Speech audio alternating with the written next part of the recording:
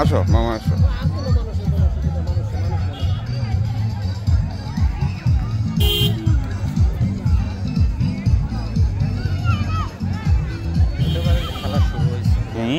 খেলা এখন শুরু হবে। আমি এটা একটু ক্লোজ করে দিই। খেলোয়াড় ছাড়া আমরা সবাই মাঠের বাইরে যাই। খেলোয়াড় ছাড়া, উভয় দলের খেলোয়াড় ছাড়া আমরা সবাই মাঠ ত্যাগ করি। এখনই আমাদের খেলা শুরু হবে। হ্যাঁ, ছেড়ে যাও।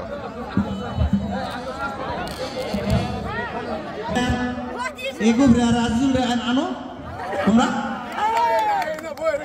একুবরে আর রাজুল পোলা মানে ভয় পেয়েছিল।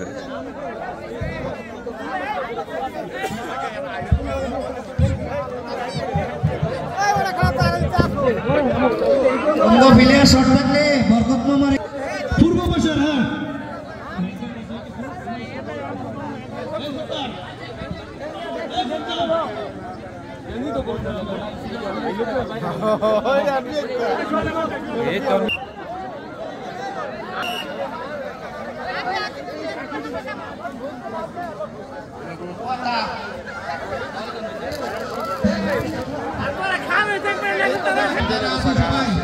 সবাইকে বিশেষভাবে অনুরোধ করছি, আপনারা সবাই বাইরে যাই, সবাইকে খেলা দেখার সুযোগ করে দেই।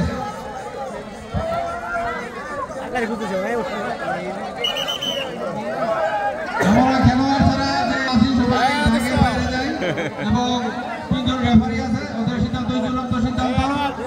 আমরা অবিবাহিত, তবে আমি বক্তব্য দীর্ঘায়িত না করে এখন এই খেলা সম্পর্কে 2-1টি কথা বলার জন্য আমাদের এই এলাকার কৃতি সন্তান সাইফুল ইসলাম পনির কাকাকে অনুরোধ করছি। ডিরেক্টর জনাব তৌহিদ চৌধুরী। আসসালামু আলাইকুম, সবাইকে ঈদ মুবারক। ঈদ মুবারক।